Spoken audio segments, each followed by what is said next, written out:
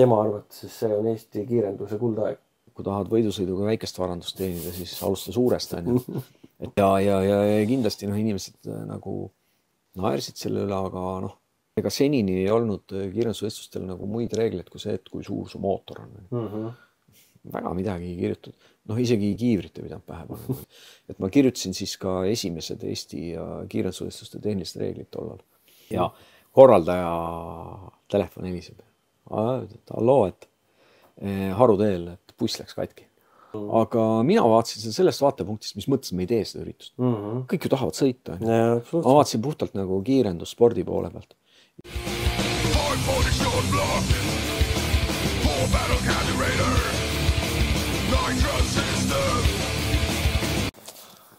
Tere jälle! Tere! Poleks nagu nädalatki mööda läinud. Ja. Aeg lendab kiirelt. Jep. Aga lähme kohe asja juurde. Jätkame seal, kus pooleli jäime. Aasta oli 2003. Jah, 2003-ndasse umbes jäime eelmine kord pooleli. 2003 oli selles mõttes minu jaoks nagu märgiline aasta, et see oli viimane kord, kui ma kiirendusvõistlusel ise osalesin. Sõitjana? Jah. Hiljem American Beauty oli niisama, aga 2003 sai veel käidud raadil ja speedestil, aga auto oli täpselt sama. Midagi muutunud ei olnud. Kõik teised olid sekund kiirem, kui mitte 2 sekundit. Ehk see konkurentsivõime ei olnud enam seal, aga sellist entusiasmist, ütleme, sai veel ise sõidetud ja 2003 oli veel speedest toimus veel kanalis. Raadivõistlused toimus seal terve suur trobikond ja võib-olla nende kõige uhkem Night Race oli ka 2003 minu teada. Ma ei mäleta, et pealtvaatajate arv oli, aga see oli suur igal juhul, see oli nagu massive, et oli nagu lahe aasta aga kuidagi ega see ei olnud mingi otsus, et ma nagu rohkem ei sõida, vaid mis siis juhtus, oli see, et meil see kiirendus oli saanud nagu päris palju publicity't Eestis ja sellise spordiala, ütleme siis, et see vaatajate hulk, et nii palju inimesi käib vaatamas, Speedestil oli palju rahvast, raadil oli palju rahvast. See oli jõudnud kuidagi ka äristruktuuride kõrvadesse või ma ei oska öelda. Igal juhul tegutsesime seal TQHQ foorumis vaikselt ja äkki tuleb üldmeili peale kiri, et see TQHQ, et tere, et Saku õlletehas kirjutama, et me siin nagu tahame sponsoreerida kiirendust, et oleme huvitatud nagu. Kas ma õigesti mäletan, et see oli lausa üks mees, kes kirjutas? Ja ma ei mäleta, kes kirjutas konkreetselt, aga tuli selline pakkumine foorumisse, mis siis üldse ei korralda ju mitte midagi, see on nagu virtuaalne asi. Ega me ei moodustanud kunagi mingit nagu reaalset organisatsiooni. Me olime nagu siuke väga nagu liberaalne, et lihtsalt foorum ja nii edasi. Aga kiri jõudis minuni ja täitsa juhuslikult mul tekkis nagu mõte, kuna mul töö kaudu olin ka seotud üritusturundusega ja olin seotud sellise üritusturundusfirmaga tollal nagu Rodeo, kus olid siis 2 partnerit, olid Priit Vaikmaa ja Kristjan Vossmann, kes tegid erinevaid üritusi, põhiliselt firmapidusid ja asju ja kumbki ei olnud üldse auto asjadega seotud, aga mina olin, töötasime nagu kolleegid ja panin kohe 2 otsa kokku, et kuule, aga rääkisin poistele, et teate, et siuke värk, et eelarve on olemas. Sest kui sa üritusturundust teed, sul peab olema ikkagi rahaline kate sellele asjale, et teeme, ja nad võtsid kohe vedu. Tundus nagu äge ja huvitav, sest tollal oligi see uus asi ja selline, see nüüd jõudis nagu aina rohkemate inimeste teadvuses. Ja siis oli juba arenenud ka nagu igast tuuninguvõistlused ja helirõhuvõistlused ja rahvas oli saanud nagu rikkamaks ja võimalusi oli rohkem ja nii edasi.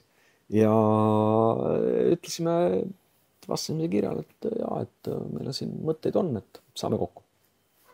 Läksime sinna Saku õlletehasesse ja seal oli paar inimest oli meiega koos, aga siis konkreetselt see projekt oli mõeldud nagu Rock oli tollal see õllebränd, mis oli lansseeritud hiljuti. Oli mõeldud nagu selle, et seda tahtsid promoda ja Henri Kõrvits oli tollal töötas Saku õlletehases selle brändi juhina. Ja ega tema poolt ka nagu otseselt mingi automees on ju. Nagu... Korra segan nii palju vahel, et kes ei tea, siis Henri Kõrvits on tegelikult teada-tuntud räppar Genka.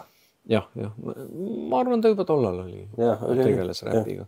Aga siuke nagu asjalik kohtumine ja noh, pakutakse ja me võtsime vastu ja ütlesime, et teeme ära.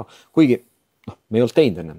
Mina teadsin nagu, kuidas see kõik nagu käib nagu see kiirenduspool. Autopool. Jah, aga ma nagu uskusin, et siis Rodeo tiim saab selle korraldusega hakkama.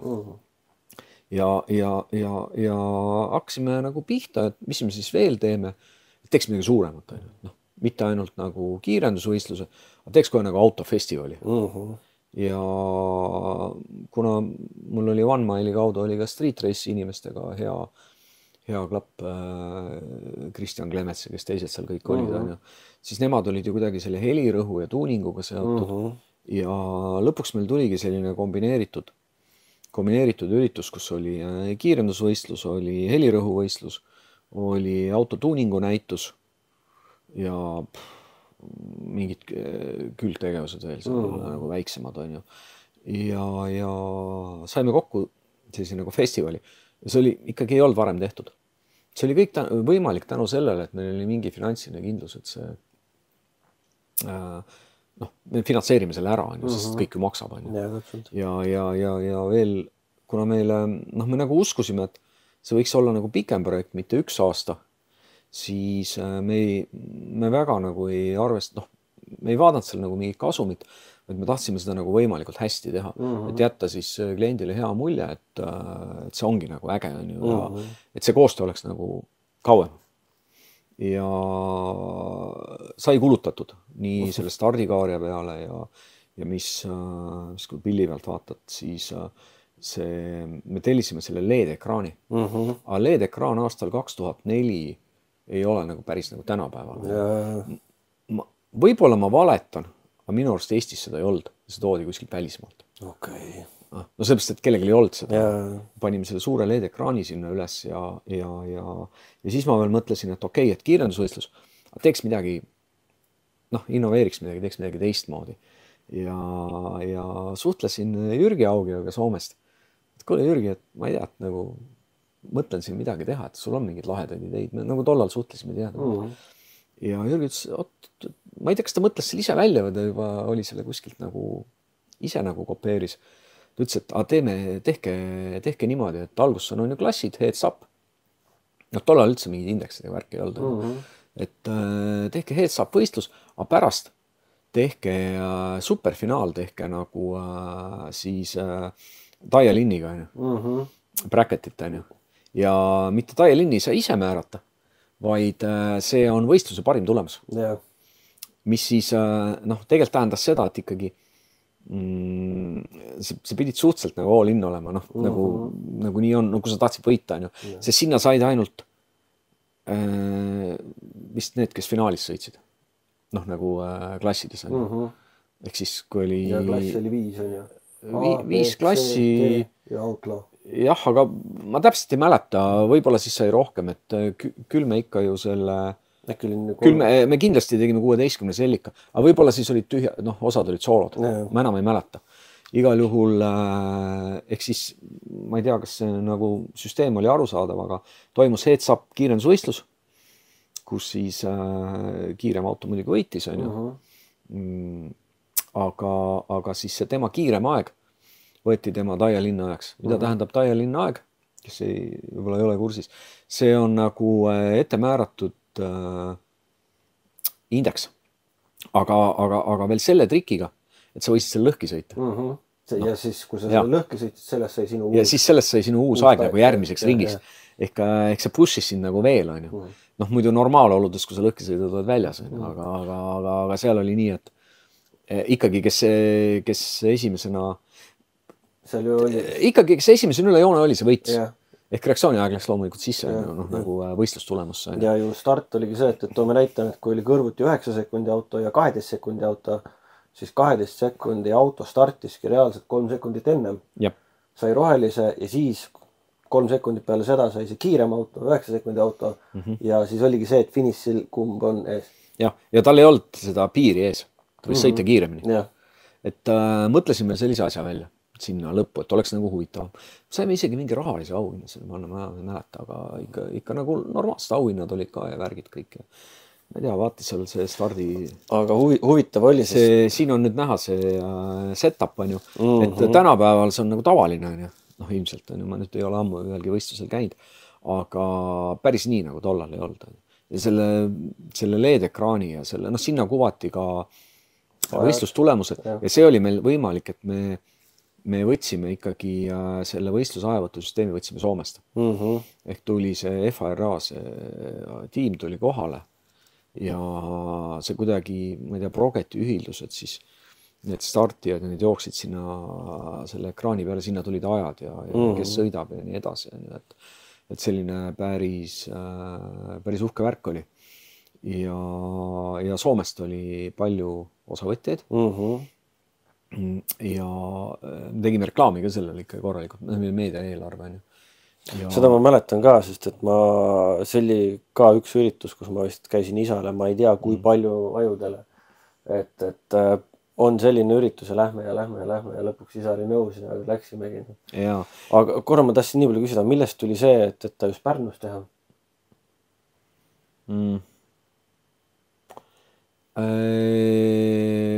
Meile tundus, kuna see toimus keset suve ja meil oli vaja need pealt, meil oli vaja nagu võimalikult suur promo, siis Pärnu tundus nagu ligi, nagu, et sinna tuleb rohkem pealtvaatajaid kui Haapsallu. Sellepärast, et see tundus nagu atraktiivsem koht. Pärnu niikuinii on suve pealinn ja seal niikuinii elu käib. Ja just sellepärast suve pealinn ja sellised asjad. Ja muidugi, Rodeo poisid said nagu väga hästi hakkama, nagu super hästi. Aga ma puutusin ka kokku selliste, ikkagi kui sa suurt asja korraldad, on sellised närvi või tekitavad situatsioonid ja siin juhtus üks potentsiaalselt nagu väga hull asi. Selle Orgunniga tagantjärgi ma võin nagu rääkida, et oodata oli 1000 pealtvaatajaid. Ega tollal mingit piletite ettemüüki ei olnud. Väravas on ju. Oli piletimüük. Ja ikkagi piletitulu hoolimata sellest, et sul olid need sponsorid värgid kõik. Ülitähtis on ju. Absoluutselt. Sest ürituskorraldaja see rõõm on ju see, et sa teed kõik kulud nagu ennem ära. Näes kui vihma sajaks. Ja siis keegi ei tule on ju. See ongi pekkis. Aga sa ei tea kunagi. Me uskusime, et saab äge, tuleb palju inimesi ja ilm oli ka ilus. Tegelikult oli hästi palav. Palav oli, jah, mäletan. Ja kõik on nagu valmis ja meil on leping siis turvafirmaga, kes siis korraldab kõik selle juurdepääsud ja selle piirkonna kontrolli, piletiväravad ja nii edasi. Ja piletimüüjad ka palju vaja, sest müüsid pileteid nagu väravast. Ja hommikul hakkame pihta, seal tulevad need osalejad kõik ja kes seal korraldusega seotud. Ja siis juba avasime piletimüügi, aga meil oli nagu ainult mõned turvamehed ja vist üks piletimüüja oli tellitud, sest nad tuli maksta nagu tunni eest. Ja siis mingi tund oli, kus siis pidi kogu see mansa tulema. Pidi tulema ühe suure bussiga. Ma ei tea, mingi 40 inimest. Ja korraldaja telefon heliseb. Halloo, et Haruteel, et buss läks katki. Ja need piletimüüjad ja turvamehed on katkise bussiga Haruteel. See on teise Eesti otsas. Ei nad hakkasid piisab vara tulema küll. Aga saad aru, sul on juba momentum, nagu rahvas tuleb, on ju. Ja siis need paar vaest turvameest, nad seal vehkisid elu eest. Rahvas hakkas tulema igalt poolt, ega meil ei olnud, see on suur ala, ei olnud igal laiad ümber. Ja siis oli, mina vastutasin sportliku poole eest. Ma nagu väga palju ei mõelnud, mul seal nagu teised tegemist. See oli ikka karm koht, sest põhimõtteliselt kõik hakkas, kui me ei oleks, neid inimesi poleks olnud, see üritus oleks nagu täiega plahvatanud, sest see on nagu korraldajana rahast ilma. See tagantjärgi neid pileteid enam see müüma ei hakka, kui see 1000 inimesed on juba tulnud selle territooriumile sisse. Ja turvafirma ikkagi tuli olukorrast välja, nad said ülikiiresti asendusbussi. Niimoodi, et see oli nagu mingi väike lõik oli, kus inimesed tuli ilma piletita sisse, sest lihtsalt keegi takistanud neid. Ja siis see buss tuli. Aga seda aru, see on nagu näide, et sul võib olla kõik hästi planeeritud. Sa ei pane nagu teist varubussi, et äkki üks buss läheb katki ja nii edasi. Sa ei too neid inimesi ju ennem kohale, nagu eelmine päev. Et see oli selline korraldusliku poole, ma mäletan siuke ja siis kõik laabus. See üritus läks väga hästi. See läks väga hästi ja kõik toimis, aga muidu... Selle üritusega on veel see ka, et väga paljudelt, kellelt ma olen küsinud, et mis on sinu eredaim mälestus Eesti kiirendusest, siis iga teine tegelikult ütleb Rock Race. Tegelikult. Jah, sest ta oli nagu teistmoodi, just võib-olla tänu sellele festivali formaadile, et see oli nagu nii palju teha, et see pidanud ja muidugi üks asi ka veel, me panime tribüünid. Ja mõlemal pool kada. Ja, et kui me lähme siit, et meil on, me panime mõlema poole suured tribüünid ja see ei olnud nagu väga, mida oli teistel võistlustel ka tribüünid, aga võib-olla ei olnud nii palju, sest see tribüüni asi oli ka nagu hästi kallis. Sest lõpuks oligi nii, et nagu ma ütlesin, et me tahtsime teha hästi korralikult ja hoolimata sellest, et meil oli nagu hea eelarve. Lõpuks tegime selle nagu niimoodi, et ise praktiliselt ei teinud midagi. Aga me justkui investeerisime tulevikku. Nagu järgmine kord siis teeme veel paremini ja veel paremini. Ja see rada oli nagu oli, see betoon, et eks ta libe oli ja siis kõige kiirem aeg, mis sõideti, oli 9.27. Selle sõitis Soomest üks auto, mis nagu meie loogika kohaselt üldse nagu ebaloogiline. Ma ei tea, räägiti vähemalt, et see auto kaalub 2 tonni. Tal oli üle 1000 hobu ju, et miks selline kolakas ja nii edasi, aga ütleme nii, et vastast ei olnud. Cabrio Chevy Timo Eiga oli roolis. Ja, aga sellisel ju tegelikult, kui sul on libe rajal, siis raske auto eelis tuleb ka seal välja. Võib-olla, jah. Sest sul on rohkem massi. Sest ta oli kõige kiirem. Ja kui ma nüüd õigesti mäletan, siis ma täiesti juhuslikult leidsin YouTube'ist, kui ma õigesti mäletan, siis ta oli selle 2004 Rock Race'i kohta, leidsin isegi video, mingi soomlase VHS-ilt digitaliseeritud video ja kui see nüüd vastab tõele, siis me paneme selle video alla descriptionisse ka, et seda saab vaadata, siis seal oli ka, et just Rock Race'ist. Ja võib-olla mul on ka mõned videoklipid, kas sa saad lisada selle loole. Igal juhul tegime selle asja ära ja see tuli kuidagi niimoodi, ega ma polnud üldse mõelnud, et mina hakkan nagu kiirendusvõistlust korraldama. Aga me siis kasutasime selle juhuse ära ja muidugi see oli kõik võimalik tänu Rodeo poistele, seepärast, et mul endal ei oleks mingit capability't olnud. Ja muidugi teine asi, et esimene, et me saime need, meil oli küll endal ajavõttu tiimi asi, aga ma täpselt ei mäleta, võib-olla me ei tahtnud riskida, et see puu äkki ei tööta nii hästi või midagi sellist, aga rajatiim oli, ma arvan, tolleks hetkeks oli asutatud Eestis juba juriidiline selline MTÜ, PHRA, Baltic Hot Road Association. Ja siis need inimesed, kes ennem olid lihtsalt seotud nende organiseerimistega, olid koondunud sinna tiimi, sinna alla. Et me küll ei kasutanud vist nende ajavõtte esimene kord, aga kõik tüübid olid kohal. Kohtunikud. Ja ma ise olin muidu peakohtunik seal, aga siis seal on vaja veel ju igasugused tehnilise kohtunikud, line-upi kohtunikud, burnout'i alad, värgid, särgid. Et siis oli meil juba PHRA oli nagu pundis ja see on kindlasti hõlpsustas. Ja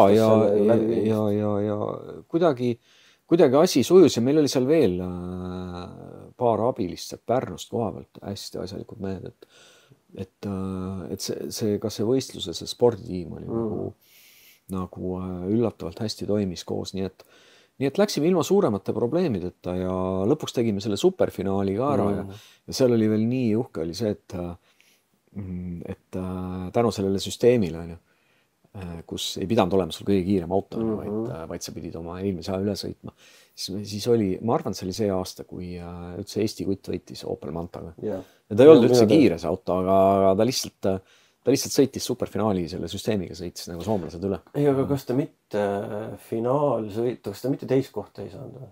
Et finaalsõidus ikkagi närvi pidanud vastu ja kas võttis punase või kuidagi, mul oleks mingi selline mälestus. Ma saaksin seda oma arvutust vaadata, mul ei ole kahjuks kaasas, aga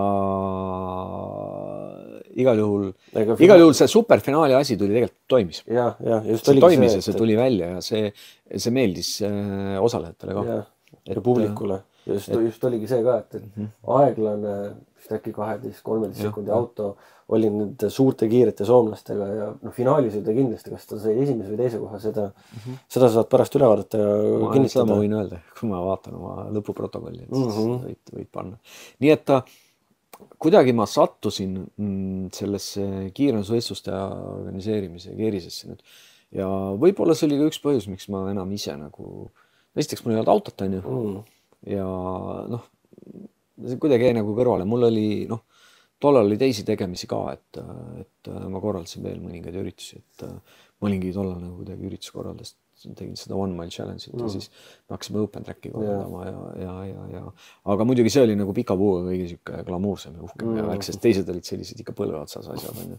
Nagu sõbrad oma vahel, on ju, et kui Open Trackist on praeguseks välja kujunenud ikkagi ka, kas just nagu ei, need mõlemad üritused on elus, nii One Mile kui Open Track, on ju, et küll nüüd natuke erinevatel intensiivsustel, aga see oli midagi teistmoodi ja ma loodan, et see oli selline ikkagi tõstis seda nägemust, et milline võiks üks kiirendusvõistlus olla, sest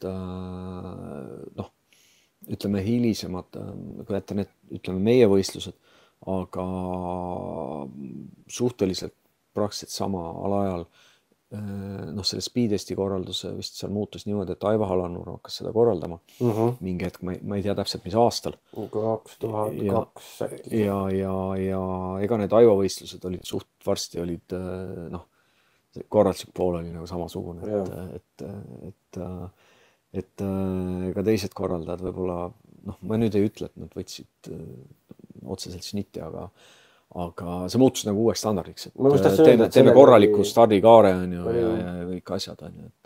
Et oligi standard oli paika, kuidas sa enam kehvem teed? Jah, et sai nagu hoogu juurde. Seal tuli veel korraldajaid tollal, sellised, kes täna, nad korraldasid mingi aeg, aga kõigil ei tulnud nagu võib-olla finantsiliselt hästi välja. Ja tehti ju võistlusi Raplas ja Hiiumaal ja Hiiumaal oli üks etapp. Nagu eri kohtades igasugust asju.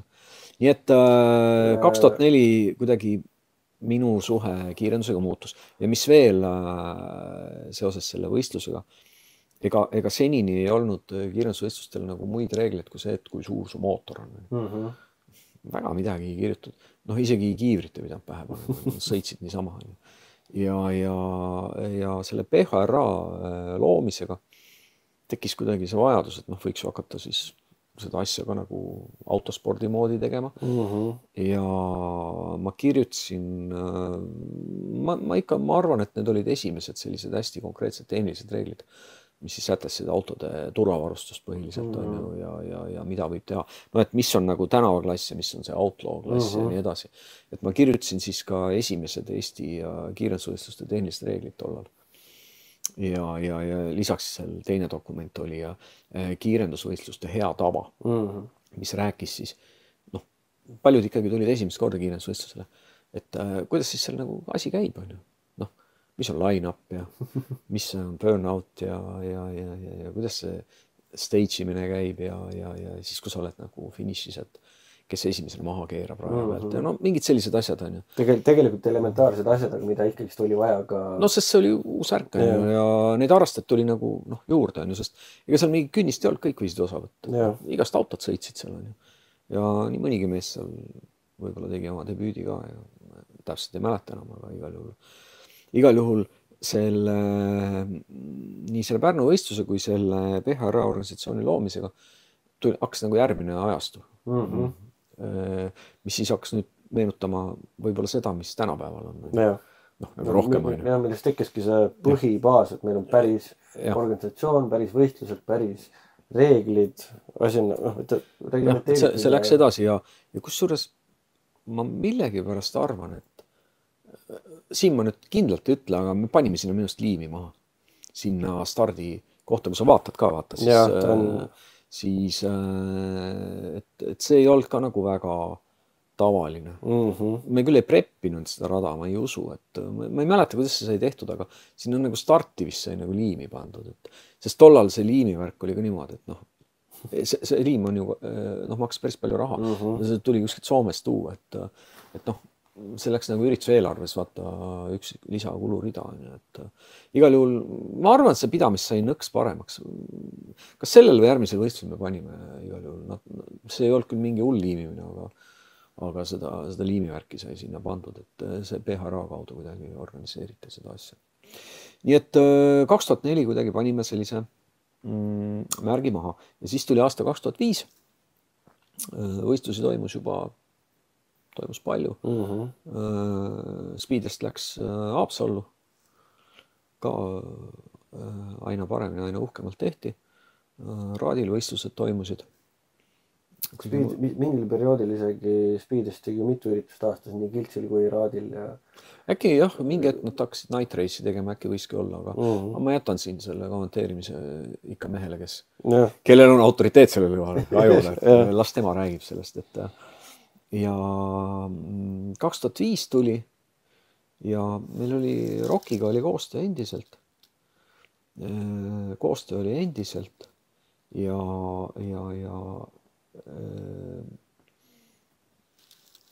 mõtlesime, et nüüd võiks nagu veel nagu midagi nagu ägedamat teha. Ja mis siis võiks olla, et mingi nagu tõmbenael. Speedest tõi ka seal reaktiivautosid või ma ei tea, busse või midagi vahel. Speedest ju tõi ju selle, ma nüüd jah aastat ei mäleta, või see oli võib-olla hiljem või oli varem ju Seppo Saapalo pro-moodi, mis sõitis Euroopaga. Jah. Seppo võttis mu osa nendest võistlustest. Ta võistles autoklassis. Aga ta ei saanud seal nagu, see oli ikka natuke liiga. See rada jah. Ei sobinud sellele, et ta ei võitnud. Aga siis me saime Benzoiliga. See Benzoiliga diili ja mina seda ei teinud. Ma kommertspoolega ei tegelenud, seal Rodeo tegeles. Sest lõpuks oli nende äri. Ja selle diili raames me tõime Rootsist siis Top Fueli. Ma arvan, see Benzoil oli nende peasponsor. Selle tiimi peasponsor. See oli Benzoili värvides kõik see Top Fuel, rootslased. Ja Top Fueli Eestisse. Nagu...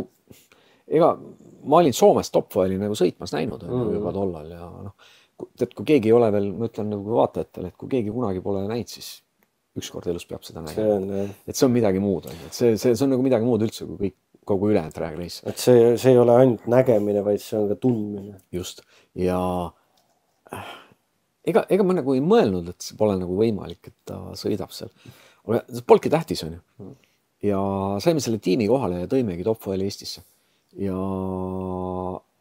siis kuidagi see eelmise aasta nagu see hea, võib-olla see reputatsioon oli ka nagu üleval ja tegime jälle edukalt reklaami värki ja seda toimus samas formaadis, oli see Helirõhu festival, Tuuningu festival ja kiirendusvõistlus.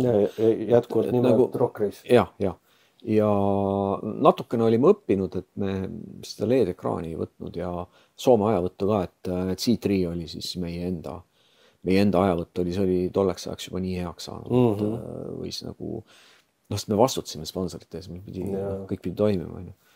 Ja tuli kohale ja mida see Top Fuel tegi, ta pani nagu boksis mootorid käima ja vau, rahvas oli ümber. Ja ta tegi ühe burnout'i. Sõita ta ei saanud, sest tal, kui ta sõitis selle 400 meetrit läbi, aga vaata ta vetrub. Ja see oli nii ebatasane, et minu arust isegi selle veeremisega tal käis see raam, käis vasta neid plaadiservasid. Ja mis selle võistlusega oli tänu selle Top Fuelile ja kõigile. Loomulikult me panime reklaami, et ma ei tea, 1000 hobud, 10 000 ja nii edasi. Ja saad aru, ma kindlalt ei väidast, ega ma ei ole kursis, aga mul on meeles, mis mul on kindlalt meeles, me müüsime 8500 piletit, pealtvaataja piletit sellele üritusele. Pluss siis seal olid osalejad ja kõik need. Nii et see võis olla sinna 90 000 vahele nagu see inimeste arv seal. Mida ma ütlesin, ma ei väida, on see, et ma ei tea, kas see on kõige suurema piletimüügiga üritus kiirenduses või ei ole, seda ma ei oska öelda. Aivo väitis, et temal oli Kiltsil üritus, kus ta oli 12 000 piletit. Vägev, aga see oli ka vägev. Absoluutselt. See oli vägev aga Eesti asukoht maailmakaardil. Me sõitsime kvalid ära, kvalid tõmbasime läbi ja siis hakkas paduvihma sadama. ja niimoodi hakkas sadama, soe oli, ja niimoodi hakkas sadama, et kõik, nagu no way on ju. Ja mändsime tulemused kvali põhjal välja. No mis on okei on ju. Ja Rootsi kutt võitis Chevy Novaga. Ta oli ainult üks auto oli Rootsist. Ja Mattias Westman. Ja Mattias Westman ja ta tuli mis see 8,8 sekundit sõitis. 8,8 sõitis kvalis välja ja ta oli pool sekki kiirem kui eelmise aasta võitja. Timo Aiga, et see oli kiire auto on ju. No, absoluutselt. Ikka väike ja kompaktne ja noor kutt oli. Ja ma arvan, et oleks niikuinii võitnud, kui oleks koos olnud auto. Aga ikkagi näitas nagu Rootsi taset natuke. No, absoluutselt. Selles mõttes auto oli, kui sa peale vaatasid, ka sa nägid, see auto oli selline natuke teine kui sommide pillid on ju. Et sportlikult justkui jäi poolikuks, aga ma ei kuulnud väga palju negatiivset tagasisidet, sest seal oli vaata teisi aktiviteete ka ja kõik ja seda vingumist nagu väga ei olnud. Mis sa teed? Vihma sajab, padukas on. Igal juhul, mis siis seda üritust võib-olla eelmisest eristas, oli see, et tänu sellele heale piletitulule ja me oskasime see eelarvet nagu paremini juhtida. Et see nagu, kuidas see öeldakse, et kui tahad võidusõiduga väikest varandust teenida, siis alusta suurest. Et natuke on selle ürituskorraldusega, natuke on see samamoodi, et see ikkagi elab nagu selle, see ei tea kunagi, kuidas läheb. Ja meil läks see nagu kommertslikult ka edukalt, et ma arvan, et see on mu elus nagu ainuke kord, kui ma olen nagu ma olen ikka organiseerinud päris palju üritusi. See on ainuke kord, kui ma teenisin natuke raha ka. See ei olnud nagu mingi suur raha, aga see kuidagi oli nagu märgiline. Et vau, et sellega saab midagi teenida ka. Meil jäi sinna nagu sahti põhja. Et igal juhul selle uhke asja tähistamiseks ma mäletan, et ma ostsin endale mootorratta selle raha eest. Mitte uue küll, aga et see tulu... Mis ratas oli? See oli Honda see Bandit 900. Ja siuke täitsa lahe ratas. Mul ei olnud, mõnda aega ei olnud mootorratta. Ma muidu olen mootorrattaga sõit kogu aeg. Ja siis ma mäletan, ma sain endale mootorratta, kasutatud mootorratta küll ostsin. See oli midagi, mida minu elus ei olnud varem juhtunud. Oli sellega. Aga nii ta läks ja Eesti kiirenduskene muidugi pani suure hooga edasi. Mul on nagu raske kommenteerida, sest autod läks kogu kiiremaks, aga kuna ma ise nagu muus osas ei osalenud, et siis selge see, et seal oli Lauri on ju, seal oli Taavo Erki. Nemad ikkagi jagasid maid ja puid nendel hooaegadel. Taavo Erki autol oli see Rootsi blower peal. See oli nagu See oli nagu nii efektne ka. Vähe sellest, et see oli nagu... See näeb äge välja. Just. Vilisev mehaaniline hääl. See kõik asi ja kindlasti olid seal turboautodega sõitjad, Hannes Luht ja nii edasi. Et ikkagi Eesti sõitjad olid ka juba seal 10 sekundi peale kuskil niimoodi. Kas isegi mitte 2005 aastal Lauri juba 9 ei komplinud? Nüüd sest et ei oska öelda. 2005 aastal Vitsut sõitis oma punase tänavaautoga viimast aastat, siis ta sõitis madala 10. Et Lauri oli ka siis seal madalas 10 või kõrges 9. Ma võin hiljem saata sulle võistlusprotokollid, saad vaadata. Konkreetselt selle võistluse. Ma ei tea, kuidas oli. Aga jõuame aastasse siis 2006. Ja endiselt minu kokkupuude nagu kiirendusspordiga jäi selle Pärnu võistluse tasemele. Aga kahjuks nagu, ega ma ei ütle, et midagi halvasti, aga lihtsalt sellist pikaajalist sponsorlusprojekti, tollal veel võib-olla brändid ka niimoodi ei tajunud või mingitel põhjustel igal juhul Rock Race'i käest Saku Õlletehase käest me enam koostööd ei teinud nendega. Ja ma isegi ei mäleta, mis seal oli, aga igal juhul võistlust tahtsime edasi teha. Aga oligi nüüd, et ikkagi ilma peasponsorita nagu sellises mastaabis nagu ei tee. Ja kuna TQ Haaku foorumis see jutt nagu käis, et noh, Rocki enam ei ole seal taga ja nii edasi ja üks mees ka, kes tollal oli nende asjadega seotud, kuidagi ta pakkus välja mingi idee või midagi. Ütles, et Oliver Kruda on nagu mees, kes, ta oli tollal hästi edukas nagu ärimees, et tema on minu nagu isiklikud sidemed on ja ma olen talle rääkinud, et see on nagu lahe asi ja mõtlesin, davai, et noh, kui saab, siis tore on. Ja siis see oli selline aasta, kus oli Eestis üks hästi suur poliitskandaal, kus Keskerakond, keda siis Oliver Kruda toetas rahaliselt, kasutas mingit pool kõva reklaamivõtet, kus linn kleebiti täis. Terve linn oli selle otsast lõpuni. Kohukese sellise Keskerakonna stiilis nagu disainitud kohukese reklaami. Ja tuleb see, mina härra Krudaga ei suhelnud otse ja meie vahendaja siis tuleb tagasi, ütleb, et leppisime kokku, et toetab. Mis tahab, on ju. No, siis ikka midagi sa pead ju vastu andma kellelegi, on ju. Ütles, et ei midagi, aga et võiks selle kohukese nagu kuidagi ära siduda, nagu selle üritusega. Siis lähen Rodeo posti juurde, räägin, mis teeme või tee. Ei no, mis seal ikka, kohuke reis on. Kohuke reis ja siis võtsime mingi disaineri. Seal kohukese peal oli mingi mees, mingi mehe pea. Siis võtsime selle sama mehe pea ja panime talle mingid võidusõidu prillid ette ja disainisime selle logo ja saad aru, mõnes mõttes see kõlas nagu, see oli midagi nagu halva maitse ja absurdi nagu vahepeal. On ju, just see kohukene iseenesest, jah. Ja kindlasti inimesed nagu naersid selle üle, aga noh, võib-olla see oligi nagu mõte, on ju. Sest selle raha me saime, kokkulepped pidasid ja selle ürituse me tegime. Seal oli ju, ma Petro Leetsi podcastist nagu mäletaks seda, et sa mainisid ka, et seal see raha liikumine oli kuidagi veel. No see oli jah kuidagi niimoodi, et tegelikult nagu Oliver Kruda toetas meid eraisikuna. Mina ei tea. No ma ei hakka sellest süvenema. Tuli raha, on ju, aga ta ütles, et tehke midagi lahedat. Ma loodan, et ei rahule. Mina tagasisidet otseselt ei tea, aga lihtsalt see oli selline nõks nagu, näiteks nagu nii ja naa, aga mina vaatasin sellest vaatepunktist, mis mõtlesin, me ei tee seda üritust.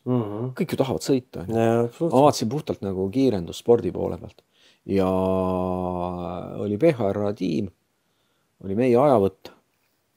Me ei teinud seda nii uhkelt, sest see summad ei olnud nagu nii suured, on ju. Tõmbasime nagu natuke tagasi võib-olla nagu selle Orgunni mastaabi pealt. Aga see võistlus tuli väga pingeline paljudes klassides ja meil ei olnud üldse nagu, ma arvan, keegi ei märganud korragi rada ära ja see line-up ja see kõik, see Orgunn nagu sujus nii hästi, et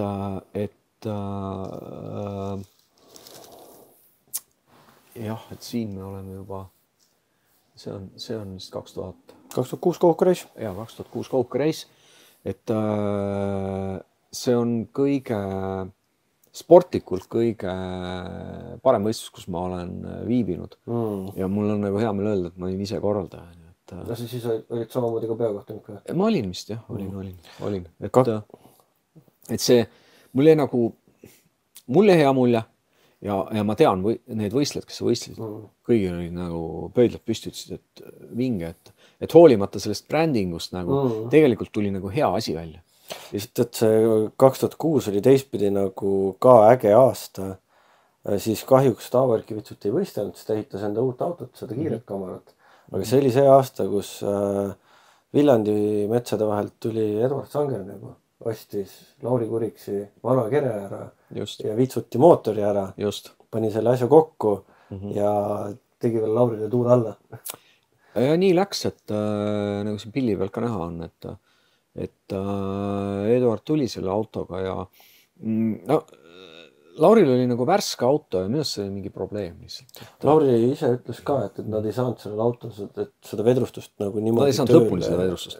Aga seal konkreetselt niimoodi, et noh, finaalis see ei olnud üldse ta lasi järgi selles mõttes, et seal ei olnud ja Eduard tuli ja võttis selle tiitli. Ta polnud muidugi mingi uus tulnud nagu kiirenduses, et ta oli kogu aeg olnud nagu sõitnud nende korvettide ja asjadega, aga muidugi see oli tal nagu esimene hooaeg sellise nagu ikkagi päris ettevalmistatud autoga sõita. Autoga? Jah.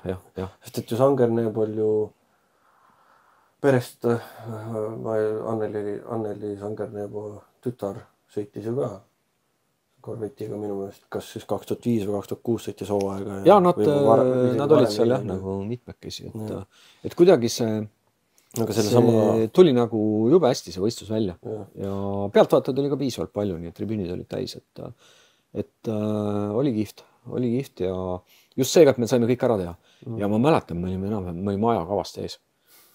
See kõlab kuna kõik sujus, keegi ei märjanud rada ära ja kõik nagu toimis, et ikka on ju vaata võistluse viits ja kui sa ajakava koostad, sa alati arvestad ikkagi, midagi juhtub ja paned väikse lisa nagu aja sisse. Et see kõik õigel ajal läbi ja autasustamine ja lahe ja jäi nagu selline hästi feeling, et minu jaoks see oli minu kokkupuude nagu kiirendusspordiga, ütleme siis korralduse poole pealt. Kindlalt nagu oli minu see top elamus. Ma ei saa öelda, et ma olen nüüd liiga palju seda teinud, ma tegin seda nagu 4 korda, aga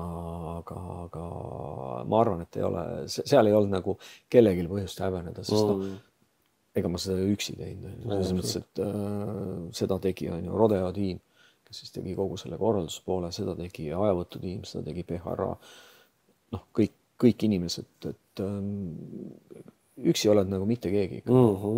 Et ja kuidagi kõigil oli veel see motivatsioon ja vaim nagu nii hea, et see kõik sujus nagu nii hästi, et ei olnud, ka omavahel ei olnud nagu mingid teemasid, et kõik läks, et ja ma ei oska need teised öelda, kes seal tuuningut ja helirõhku tegid, aga kas see 2006 aastal, kui oli Kohukereis, kas siis oli see tuuning ja helirõhku? Oli, minust oli kogu aeg. See formaat oli kogu aeg sama. Et selle tõmbasime ilusti läbi. Ja kuna see oli siuke one-off asi, siis järgmiseks aastaks jälle tuli jälle vaadata, et kuidas kas teeme ja nii edasi ja õnnestuski järgmine aasta veel saada häid toetajaid. Küll kommertspool ei olnud jälle nagu minu teema, aga me saime selle energiajoodi sinna taha, Päteri ja siis selle kiirlaenufirma. Jällegi nagu küsimus, et okei, et see kiirlaenufirma ja nii edasi, aga ausalt öeldes mina vaatasin seda ainult nagu spordi poole pealt. Ilma rahata ei saa teha ja kui see toetus on, siis on seal. Et tuli 2007, oli see Pärnu võistlus ja mul ei ole nagu sealt muud nagu väga meeles kui see, et Lauri Jurik sõitis seal Eesti rekordi. Ta oli sellest nomaadi, see tiim oli selle nomaadi ikkagi välja vahetanud. Sest et see nomaad oli ju rendiauto ja kuna nad ei saanud sellega hakkama, siis nad andsid selle tagasi ja võtsidki... Ma nüüd selle soomlase nime ei ütle, kelle käest nad selle ostsid. See auto oli ennem Eestis sõitnud Rock Reisil. Ja ma ei tea, kuidas see auto Laurini jõudis, et seda peab ta ise rääkima. Aga ja ma ei mäleta, mis tehnika sinna, kas see oli see nomaadi pealt võetud tehnika? Jah, seal oli see Skott, ma isegi ma ei hakka ütlema, aga see suur big block mootor. Igal juhul see auto oli neil väga hästi pandud ja nad sõitsid siis 856 on seal kirjas. 859. 859 sõitsid selle autoga, ma lõppkiirust ei hakka praegu ütlema. Et kui mõelda, et seal esimene Rock Race sõideti 9.2 ja siis tuli see Rootsi vend, kes oli ka kiire. Ja sõitis 8.8. Ja nüüd on, et progress oli nagu olemas. Absoluutselt.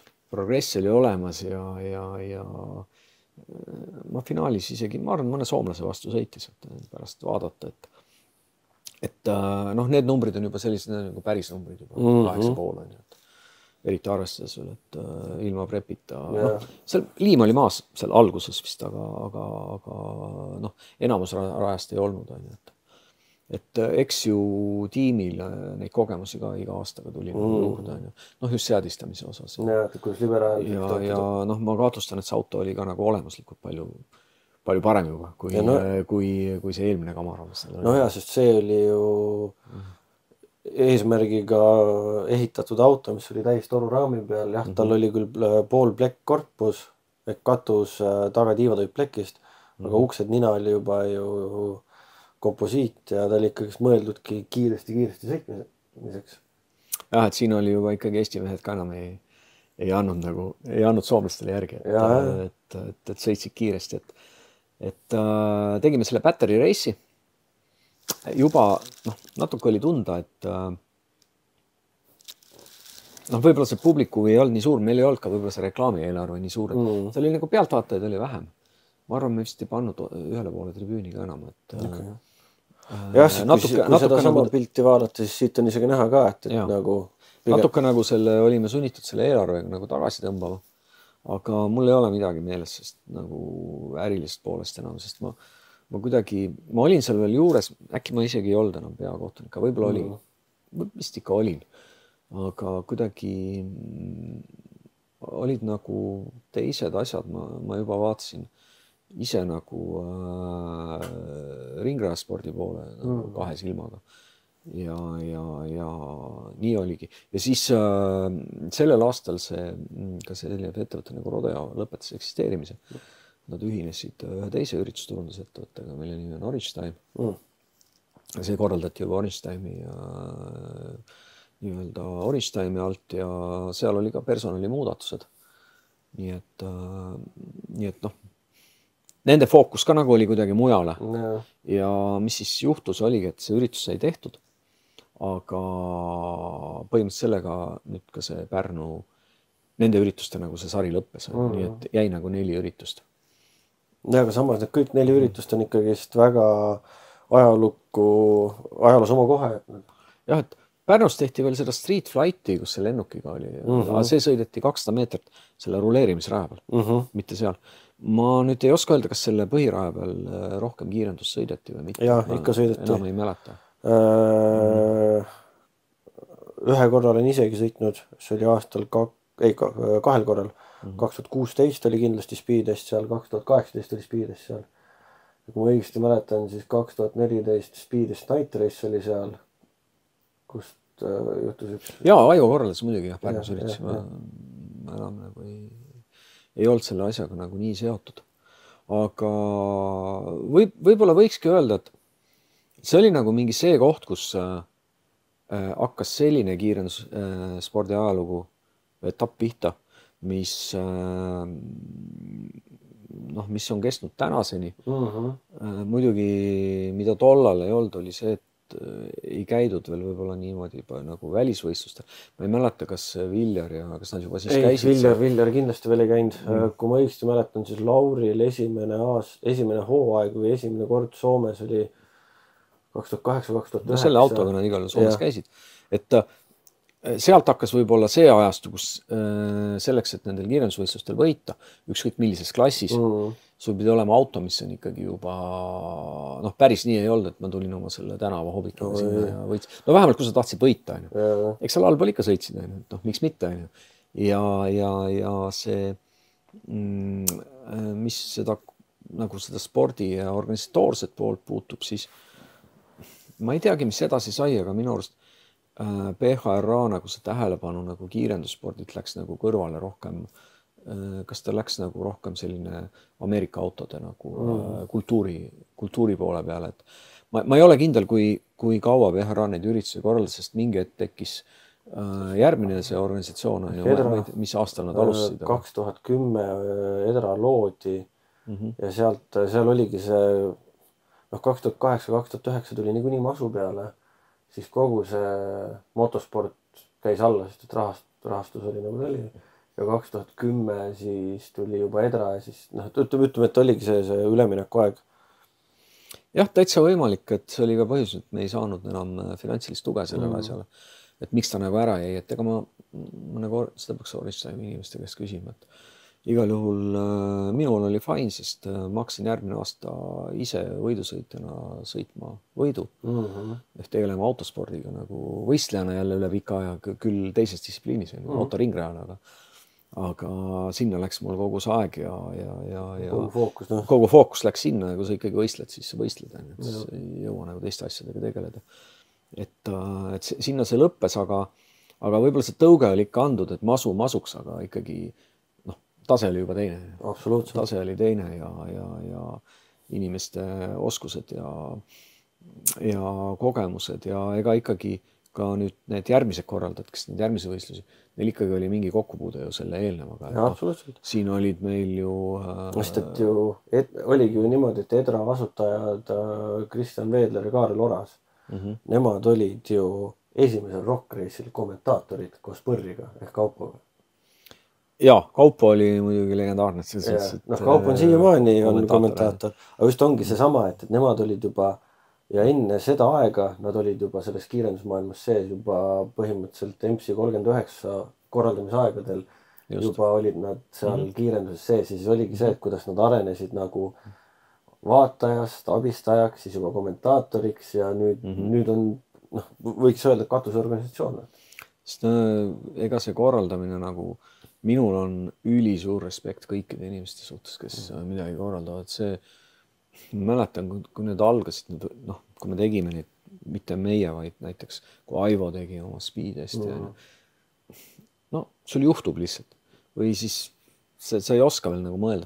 Ja sa saad seda nagu verbaalset kriitikat nagu, parem on seda muidugi mitte lugeda, aga ikka loed ja sa oled korraldajana kogu aeg nagu sellises kolmnurgas, et ühest küljest on sul nagu pealtvaatajad või need netikommentaatorid, kes siin kritiseerivad, siis on võistlejad, kellega sa paratamatult pead lahendama nagu mingeid vahest konfliktsituatsioone. Sa pead tegema nagu otsuseid, ja siis sul on veel finantsiline vastutus selle asja eest ja Eestis ikkagi kiirendussporti arendada meie klimaatilistes tingimustes. Et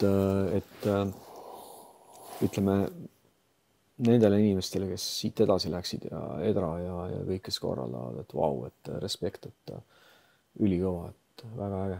Absoluutselt. Ei ole midagi öelda, tänusõnad ainult ja ma arvan, et paljud võistlevad ja kes nagu aru saavad, mida see kõik tähendab, et need on igal juhul ühinevad minuga. No ei kindlasti, sest see on, ongi nüüd Aivo sai ju elutöö preemia. Aastal 2027 saab põhimõtteliselt 30 aastat sellest esialgu kiire auto ja siis Speedesti sellest kogu perioodist. Seal on, ma arvan, palju mehi, kes väärivad veel, aga Aivo kindlasti on üks nendest. Õige mees. Kas või sama nupumees, Laasvar? Laas, jah. Laas on ju ka tegelikult aegade algusest saadik olnud pildis. Nii kui see ajavõtusüsteem tekkis, nii ta seda nuppu vajutas. Ja tegelikult on ju ka, ta on ka natuke sõitnud ise ja siit piltidelt oli nii hästi näha, on Georg Noor, kes on ka, tegelikult on kogu aeg olnud kohal ja kogu aeg on olnud nagu käed küljes, vahet ei ole, kas siis ajavõtuga, korraldajana, PHR-as, vahepeal ise sõitis, praalt on ju Veljo Einbergi mehaanik. Ja nii edasi, tegelikult neid inimesi, kes on läbi aja olnud ja seda oma panust andnud, on ikka meeletult palju. Just, et Harri, et sul on tööpõld on suur ja lai, ma soovin sulle ka nagu jõudu ja jaksu, sellepärast, et neid inimesi, kellel on midagi öelda, on palju, et mina esitasin siin nagu ühe kitsa lõigu, oma silmade läbi. Kusjuures veel, minu seotus ju oli suhteliselt lühiajaline, lihtsalt ta sattus võib-olla sinna seda alguspunkti, et kui see kõik nagu algas, et suurem töö on ju ikkagi 2007, täna on 2025 on ju, et neid hooaegasi ja võistlusi ja asju on nii palju olnud, et siin on mehi, kellel on kindlasti palju rohkem öelda kui minul, aga muidugi ma üldse räägin ju korralisliku poole pealt, et siin osad saatekülalised räägivad võistleja seisukohast, et see on nagu jälle omamoodi okkaline tee. Aga see oligi see, et miks ma miks ma soovikski võimalikult palju erinevaid inimesi, nii korraldajaid, sõitjaid, mehaanikuid, et saadagi lõpuks täispilt. sest et ju noh, sa ei saa korraldada, kui sul pole publikut ja sõitjaid, sa ei saa sõita, kui sul ei ole korraldajat ja pealtvaatajaid, et see kõik on ju tegelikult seotud ja sa ei saa sõita, kui sul ei ole ka üks variant, sa oled ise mehaanik või siis teine variant, sa ei saa sõita, kui sul ei ole head tiimi ja mehaanikuid, et see kõik on tegelikult ju suur sümbioos, suur üks tehe, mis peab kõik koos toimima. Just, et lõpuks, kui konkurents on piisavalt tugev, siis võidab see, kellel on parim kombinatsioon. Jaa, täpselt, aga selle sinu aja kohta, et näiteks Lauri Kuriks ütles, et tema arvates see on Eesti kiirenduse kuldaeg. Vaata, seal oli see asi, et seal oli see alguse tuhim nagu entusiasm on ju. Nii sõitjate, korraldajate kui ka publiku poolt. Et see on nagu uus asi.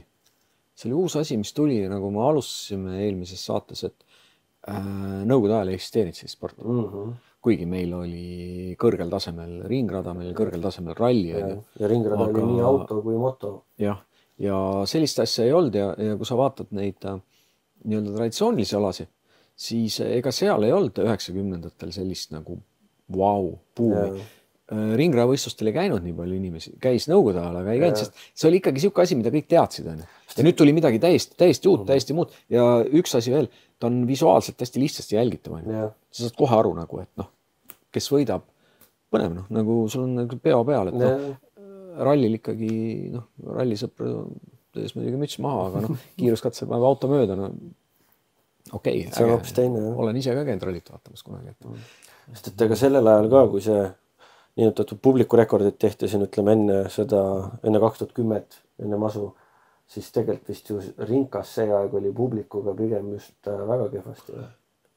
Kas väga kehvasti? Pigem oli kehvasti. Ei olnud publikut, ma ju ise hakkasin sõitma 2008. Et selles mõttes tean hästi, kuidas publikuga oli. Ja muidugi, siin järgmine laine nüüd kuidagi lainetena käib, tuli drift peale. Ju seal oli see sama fenomen. Ma küll ei olnud selle juures, aga ma tean, et need võistlused olid publikule atraktiivsed.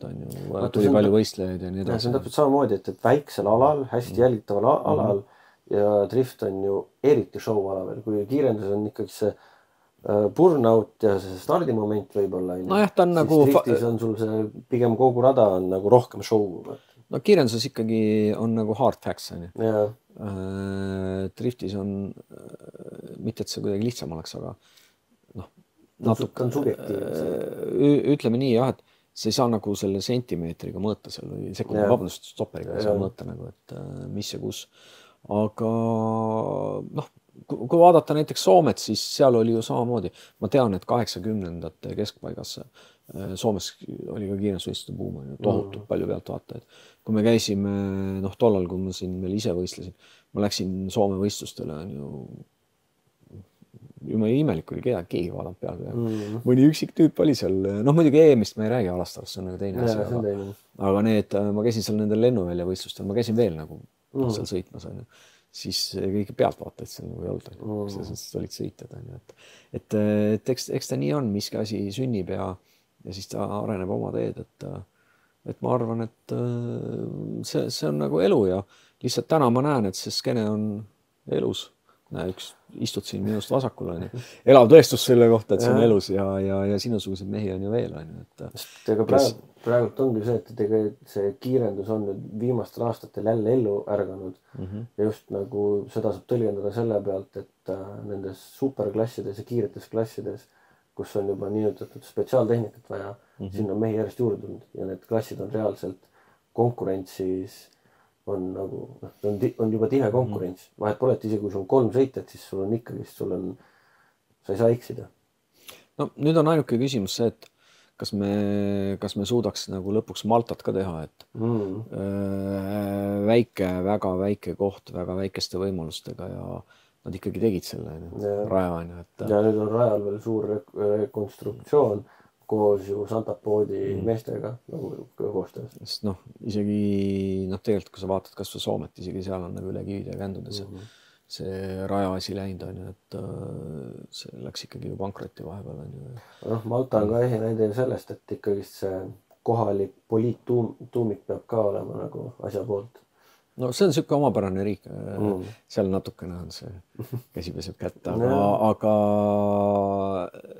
kui suudab riik, kus on jällegi 4 korda vähem inimesi kui meil, noh, ja tegid, et noh, võib-olla on võimalik, aga ma küll ei tea, et täna kuhugi selles suunas üldse nagu mingid mõtteid oleks, sest ausalt öeldes muidugi meie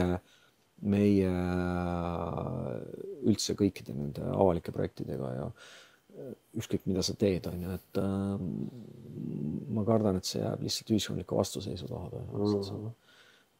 raja ehitamine, rääkimata finantsilistest küsimustest, on ju, aga noh, on, mis on, ega siis step by step, ega kunagi, kui see asi kõik algas, keegi teadnud, kuhu see välja. Ja, täpselt. Kui me ikkagi seal Lasnamäe kanalis või Haapsalus aastal 99 või 2000 neid 15-14 sekundi aegu sõitsime, siis tundus juba, et on nagu kiire, ja siis me tollal ei mõelnud, et kunagi sõidetakse 8 või 7 sekundi aega. No, see ei olnud üldse mõeldav. No, ja nüüd me oleme ju hetkes, kus ma tean, et vähemalt 2 meest see aasta Eesti juhtidega lähevad ju 6 sekundit jahtima. No jah, välisvõistlust üldse ei räägi, et siin on nagu, see on juba next level, et Andrese vägiteod on nagu sinna ulmevaldkonda kuuluvad natukene, aga täpselt. Sest käisin ka ise ju ühte etappi vaatamas, noh, tegelikult nendest pro-klassidest ikkagi see, kus tema sõidab, see on nagu pika puuga kõige suurema konkurentsi. Noh, et ta lihtsalt ei sõida Euroopa tasemel, vaid ta sõidab ka kõige õingamas klassis. Et kus on kõige suurem see konkurents. Nii et ma ei tea, mul nagu väga midagi ei ole, kui sa tahad mu käest midagi küsida. Ma küsin selle ühe asja, mis ma olen kõigi teiste käest küsinud, et praegu sa ju pikalt nüüd meenutasid, aga kui tullakse sinu juurde öeldakse, et mis on kõige eredam mälestus Eesti kiirendusest, siis mis sul esimese meelde tuleb? Vahet ei ole siis kas sõitjana või korraldajana või kohtunikuna?